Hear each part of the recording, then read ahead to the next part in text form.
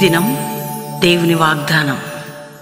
ఈ ఉదయకాల సమయంలో ఈ దినం దేవుని వాగ్దానం అనే చక్కటి ఆత్మీయ కార్యక్రమానికి ప్రేమతో ఆహ్వానిస్తూ, ఎలా ఉన్నారు దేవుని బిడ్డలారా? అందరూ మార్నింగ్ లేస్తున్నారా?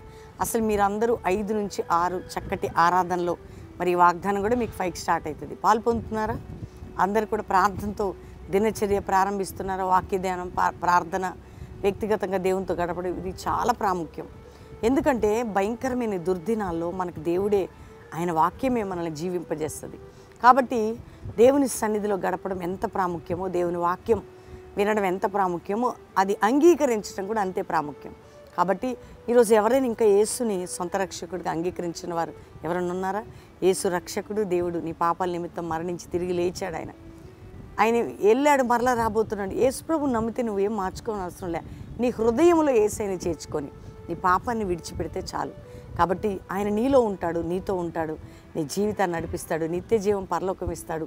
ఈ లోకములో కూడా ప్రతి క్షణం నీతో ఉండి నడిపిస్తాడు. అందుకే ఈరోజే రక్షణ దినం. యేసుని మీ హృదయంలో చేర్చుకోండి. మీ కష్ట దుఃఖ సమయాల్లో ప్రభువుని ప్రార్థించండి.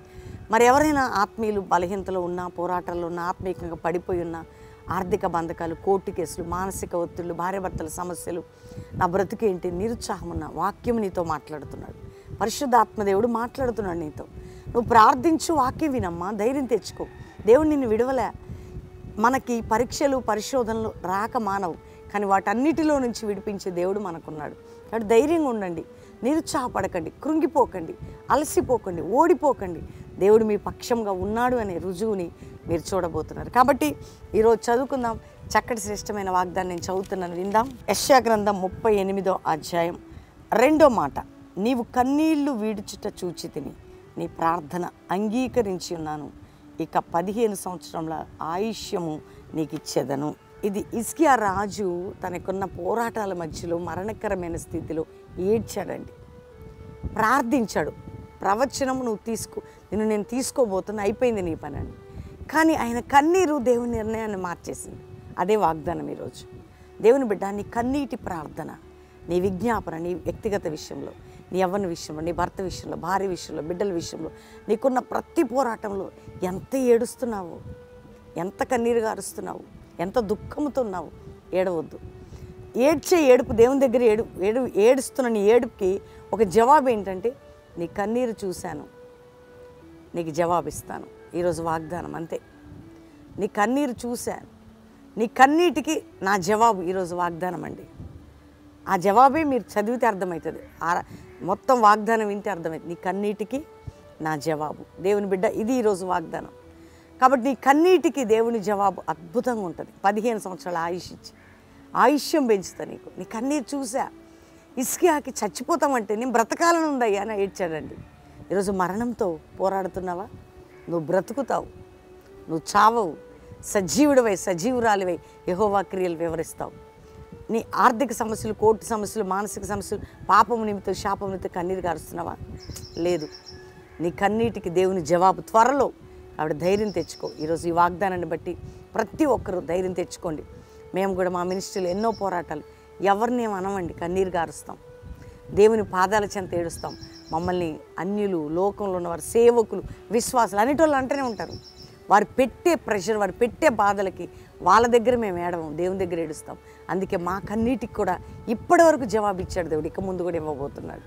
అందుకని మేము ఈ దినాల్లో ఎందుకు మిమ్మల్ని ఎంకరేజ్ చేస్తున్నామంటే, 50 దినాలు కూడా ప్రార్థనలని, ఉపవాసాలని, కన్నీరని. ఎందుకంటే అది అనుభవించాం, మీరు కూడా అనుభవించబోతున్నారు ఆ కృపని. కాబట్టి ఈ వాగ్దానాన్ని బట్టి దేవునికి మహిమ. మీ అందరి జీవితాలు దేవుడు కార్యం చేయబోతున్నాడు. దేవుడు దీవించినగా ప్రార్థన చేసుకుందాం. తండ్రి, ఉదయకాలం ఎంతమంది వాగ్దానం రిసీవ్ చేసుకున్నారో, రక్షణ లేని వారికి రక్షణ, పాప క్షమాపణ, రోగములతో, వ్యాధితో, మరణ పడకలు ఉన్న వారికి యేసు పొందిన గాయముల వలన స్వస్థత, అప్పుల్లో ఉన్న వారికి విడుదల, ఆర్థిక బంధకాలు ఉన్న విడుదల, విడిపోయిన కుటుంబాలు కట్టబడాలి. అయ్యా, కోర్టు కేసు నుంచి, భయంకరమైన బంధకం నుంచి బయటికి రావాలా, శోధన నుంచి తప్పించండి. యవ్వన బిడ్డలు వారి స్టడీసు, ఫీజులు, ఎగ్జామ్స్, సెటిల్మెంట్స్, జాబ్స్, వివాహాలు, గొప్ప కార్యాలు చేయండి. ఏ బిడ్డ దేన్ని బట్టి ఏడుస్తున్నారు వారికి విడుదల మీరు దయచేయండి. వారి కన్నీటికి ప్రతిఫలం మీరు దయచేయండి. వారి దుఃఖముకి బదులు ఆనందం మీరు దయచేయండి. ప్రతి హృదయాన్ని మీరు తట్టండి, తాకండి ప్రభా. ఇతర దేశాలు మా ప్రియులు ఎవరున్న వారున్న పరిస్థితులన్నీ విడిపించి, వారున్న బంధకం నుంచి విడిపించి, వారి దేశాలు వారిని రక్షించండి. భారతదేశాన్ని రక్షించండి. భారతీయ ప్రజల్ని నాయన నీ ప్రేమ, నీ కృప, క్షేమం ఇచ్చి వారిని రక్షణ దయచేయండి అయా. ప్రతి సేవకులను వారి బిడ్డల్ని మీరు ప్రొటెక్ట్ చేసి సంఘాలను మీరు లేవనెత్తి వారిని ఆశీర్వదించండి.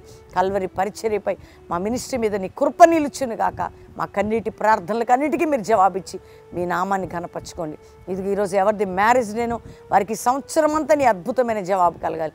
ఎవరిది బర్త్డేనో వారిని దీవిస్తూ మంచి జవాబునిచ్చి ప్రతి కుటుంబం మీద శుభములని, ఆశీర్వాదాలని ప్రకటిస్తూ ఏ శోధనను తొలగిపోవాలి ఈరోజు అద్భుతం చేయమని యేసు నామములో అడుగుచున్నాం తండ్రి. Amen, amen, amen. ఈ ఉదయకాలం ఎంతమంది వాగ్దానం రిసీవ్ చేసుకున్నారు? అందరూ లైక్ చేయండి, షేర్ చేయండి, మంచి కామెంట్స్ పెట్టండి. చక్కటి ఈ వాగ్దానం అందరితో పంచుకోండి. ఉదయకాల ప్రార్థన మార్నింగ్ 5 to 6, అంతేకాకుండా బెల్లంపల్లిలో కూడా శుక్ర, శని, ఆదివారాలు మీటింగ్స్. దేవుడు మీ అందరినీ నడిపించి దీవించును గాక. ప్రైజ్.